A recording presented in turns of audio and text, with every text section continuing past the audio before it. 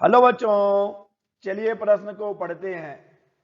एक ट्रांजिस्टर को स्थिर संग्राही वोल्ट वीसी प्लस 1.5 वोल्ट पर सार्व उत्सर्जक विन्यास में चलाया जा रहा है, जिससे आधार धारा में 100 माइक्रो एम्पियर से 150 माइक्रो एम्पियर परिवर्तन से संग्राही धारा 5 मिली एम्पियर से 10 मिली एम्पियर में बदल जाती है। धारा लब्धि बीटा होगी।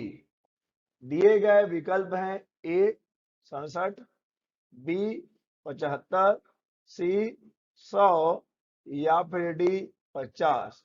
तो चलिए बच्चों, सबसे पहले हम लिख लेंगे मूल अवधारणा जिस पर यह प्रश्न आधारित है। तो बच्चों मैं लिख रहा हूं मूल अवधारणा। मूल अवधारणा बच्चों, यह प्रश्न आधारित है ट्रांजिस्टर पर।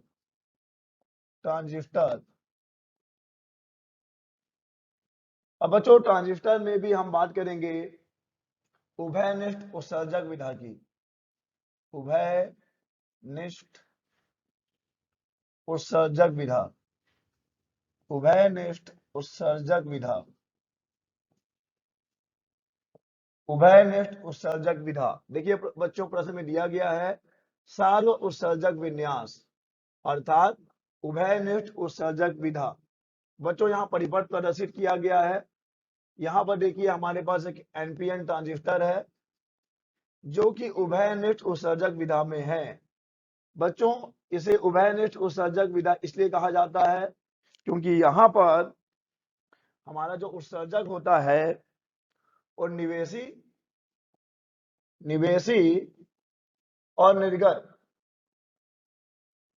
निवेशी और निर्गत दोनों परिपथों में उभयनिष्ठ होता है, इसलिए इसे कहा जाता है उभयनिष्ठ उत्सर्जक विधा या विन्यास। बच्चों जब हम उभयनिष्ठ उत्सर्जक विधा के लिए अभिलाक्षणिक पढ़ते हैं तो हम यहाँ पर एक धारा अंतरण अभिलाक्षणिक भी पढ़ते हैं। धारा अंतरण अभिलाक्षणिक।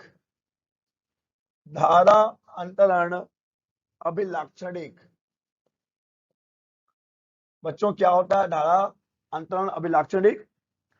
यदि संग्राहक उत्सर्जक उल्टता यानी कि वीसी, यदि संग्राहक उत्सर्जक उल्टता को नियत रखकर आधार धारा के साथ यानी कि आईबी के साथ आधार धारा के साथ संग्राहक धारा में परिवर्तन को प्रदर्शित करने वाला एक वक्र बनाया जाए तो बच्चों इसे हम कहते हैं धारा अंतरण अभिलाक्षणिक। तो बच्चों ये कैसा मिलता है धारा अंतरण अभिलाक्षणिक? यहां पे हम ले लेंगे संग्राहक धारा जो कि मिली एम्पियर में होगा। यहां पे हम ले लेंगे आधार धारा जो कि माइक्रो एम्पियर में होगा। बच्चों जब हम संग्राही वोल्टता को नियत रखकर आधार धारा के साथ संग्राहक धारा में परिवर्तन के लिए ग्राफ बनाते हैं तो इसे ही कहा जाता है धारा अंतरण अभिलाक्षणिक, जो कि हमें एक सीधी रेखा के रूप में प्राप्त होती है। बच्चों यहां पर जब हम धारा प्रवर्धन गुणांक ज्ञात करते हैं, धारा प्रवर्धन गुणांक जैसे कि हम बीटा से दिखाते हैं, बच्चों बीटा बराबर होता है संग्राहक धारा में परिवर्तन बटे आधार धारा में परिवर्तन। संग्राहक धारा में परिवर्तन बटे आधार धारा में परिवर्तन, इसे ही बच्चों हम धारा लब्धि भी कहते हैं। तो चलिए बच्चों इस मूल अवधारणा की सहायता से हम इस दिए गए प्रश्न को हल करेंगे और पता करेंगे कि इनमें से सही विकल्प कौन सा होगा। बच्चों प्रश्न में दिया गया है संग्राही वोल्टता वीसी प्लस 1.5 वोल्ट। तो यहाँ पे वीसी का मान दिया गया है वीसी बराबर 1.5 वोल्ट। चलिए बच्चों आगे देखें क्या दिया गया है।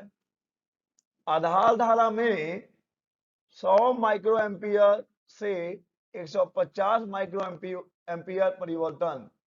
तो बच्चों यहां से हम डेल्टा आई बी निकाल लेंगे, अर्थात आधार धारा में परिवर्तन बराबर 150 micro ampere minus 100 micro ampere. तो बच्चों यहां से डेल्टा आई बी का मान हो जाएगा 50 माइक्रो एम्पियर, और अगर इसे हम एम्पियर में लिखें तो ये हो जाएगा 50 गुणा 10 के घात में -6 यानी -6 एम्पियर। बच्चों जब आधार धारा में इतने का परिवर्तन हो रहा है तो संग्राही धारा 5 मिली एम्पियर से 10 मिली एम्पियर में बदल जाती है। तो यहां से हम निकाल लेंगे डेल्टा आई बी का मान, डेल्टा आई सी का मान। डेल्टा आई सी बराबर हो जाएगा 10 milliampere minus 5 milliampere, जो कि हमें मिलेगा 5 मिली एम्पियर, यानी कि ये हो जाएगा 5 गुणा 10 के घात में -3 एम्पियर। तो चलिए बच्चों अब हम सूत्र लगा लेते हैं धारा लब्धि का। धारा लब्धि बीटा बराबर होती है डेल्टा आई सी, यानी कि संग्राहक धारा में परिवर्तन, बटे डेल्टा आई बी आधार धारा में परिवर्तन। डेल्टा आई सी का मान है 5 गुणा 10 के घात में -3 एम्पियर, बटे डेल्टा आई बी का मान है 50 गुणा 10 के घात में -6।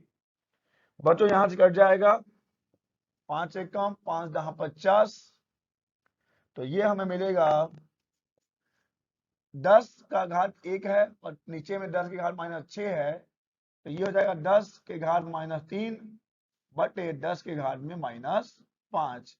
ये ऊपर आके प्लस में हो जाएगा, 10 के घात में -3 गुना 10 के घात में +5, -3 +5 10 के घात में 2। तो बच्चों हमें बीटा का मान मिल गया है, बीटा बराबर हमें मिला 100, अर्थात यहाँ पर ढाल अवधि का मान है 100। तो बच्चों इस प्रश्न का सही विकल्प हो जाएगा सी 100। आशा करते हैं आपको समझ आया होगा। धन्यवाद।